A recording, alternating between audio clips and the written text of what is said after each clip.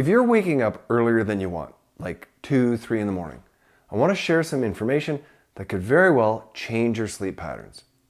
When people wake up in the middle of the night or even have trouble falling asleep, most of us think the problem is probably in the brain, right? Stress, racing thoughts, maybe not even enough melatonin, so people take melatonin, right? But brand new science is showing something very different. Your gut bacteria, trillions of microbes inside you, can play a huge role in how quickly you fall asleep, how long you stay asleep, and how rested you feel in the morning. One of the most convincing clinical trials yet was just published this year in the prestigious journal Nature. So let's start there. In this 2025 study, over 100 adults with poor sleep were divided into two groups. Half took a placebo and half took a probiotic called Bifidobacterium lactis BLA80 every day for 8 weeks. And the results were impressive. Sleep quality scores improved significantly. Insomnia severity dropped. People fell asleep faster and woke up less often compared to the group taking the placebo. And even more fascinating, their gut microbiome shifted. Harmful bacteria decreased while beneficial species increased. And in vitro, BLA80 itself was shown to produce GABA, this brain-calming chemical that your body uses to help you sleep. Now, GABA is the same calming chemical that many sleep medications try to boost. And yes, believe it or not, some gut microbes make it naturally.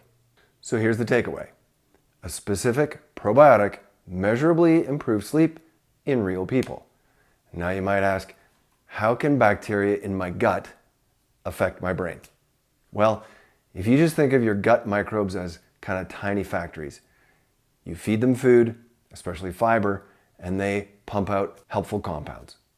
These are called postbiotics.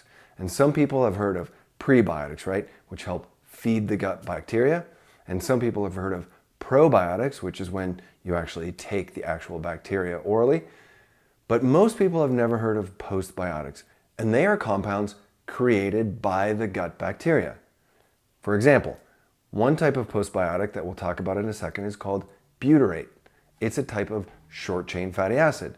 And again, most people haven't heard of it, but it's a short-chain fatty acid that your gut makes that reduces inflammation, it protects and repairs the gut lining, but it also tells your brain to sink into deeper, more restorative sleep. So again, we'll talk more about butyrate in just a second. But another postbiotic is GABA, which we already talked about, right? Now, maybe you've already heard of GABA as a calming neurotransmitter. Well, some gut bacteria actually make it. So your gut isn't just digesting food, right? It's literally producing sleep chemicals.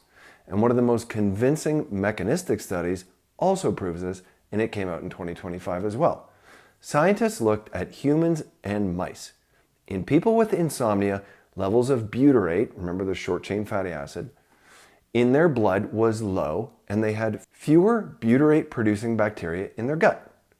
Now, when researchers transplanted gut bacteria from these insomnia patients into mice, the mice started showing insomnia-like behaviors. But when they gave those mice butyrate, that sleep-friendly postbiotic that we mentioned earlier, their sleep improved. And the brain's orexin cells, which act like a wake-up switch, they calm down. So that's not just an association, right? That's cause and effect. Gut postbiotics, like butyrate, directly regulate sleep. And when you combine these studies, the effect is even clearer. For example, a 2024 meta-analysis that pooled 11 randomized control studies in adults with sleep problems, they concluded postbiotics and paraprobiotics significantly improved sleep quality compared to placebo.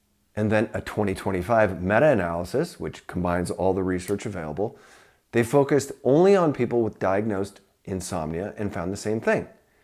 Probiotics significantly improved sleep quality and reduced insomnia severity.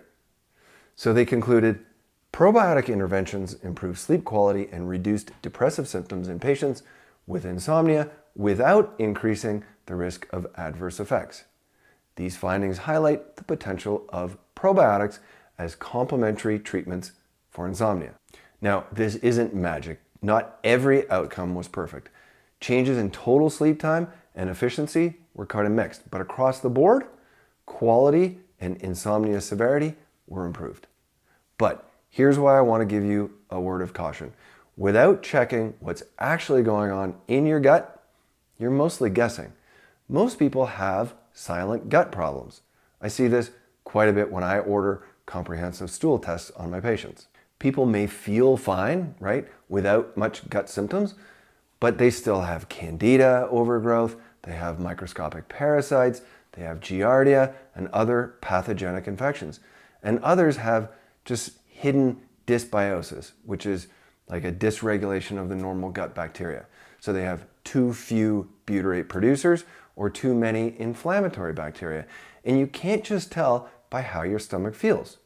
So just sort of willy-nilly taking probiotics or prebiotics or postbiotics may not be the right approach. And that's why comprehensive stool testing matters. It shows whether or not the gut is balanced, whether or not pathogens are present, and whether or not you're making enough of these critical postbiotics. Otherwise, taking random probiotics is like throwing darts blindfolded. Sometimes you hit the target, other times you'll just be feeding the wrong bugs. So in a practical sense, what can you do with all this information, right? Well, number one, support your gut with fiber and variety of fiber, right? Your gut microbes are like little factories. They need raw materials to make the sleep-producing compounds like butyrate and GABA, right? And for many people, that means eating a variety of plant foods and fibers. But, and this is important, not everyone responds the same way, right? If you have IBS or irritable bowel syndrome, or SIBO, which is small intestinal bacterial overgrowth, or other gut issues, certain foods may actually make things worse. And that's why personalization is key. Number two feeds into the first one, test, don't guess, right? If you've been struggling with sleep, a comprehensive stool test can give you sort of a roadmap of what's actually going on. Good options would include the Gut Zoomer test from Vibrant Labs or the GI map from Diagnostic Solutions. These tests are comprehensive stool tests and they can uncover hidden imbalances in the gut microbiome, but also pathogenic things like candida and parasites or low postbiotic production that might be silently affecting your sleep. And if you need help ordering this test or interpreting the results, you can always reach out to my office. That's what we do, right? Number three thing that you can do is avoid what damages the gut microbiome. So just as important as what you add is what you avoid, right? Alcohol, artificial sweeteners, unnecessary antibiotics, they're all destructive to the gut microbiome. Highly processed foods, chronic stress, poor sleep hygiene, they can also throw the gut microbiome out of balance. So if you want your gut to support your sleep, then you need to protect it from these things that disrupt it. But the bottom line is this: your gut isn't just about digestion. It's actually part of your sleep system. Feed it wisely, protect it from damage, and personalize your approach. And that's how you give your body the best chance to restore sleep, refreshing sleep, right? So the bottom line is your gut isn't just about digestion. It's actually an important part of your sleep. So if you're waking up at night, maybe the problem isn't just in your head, maybe it's in your gut.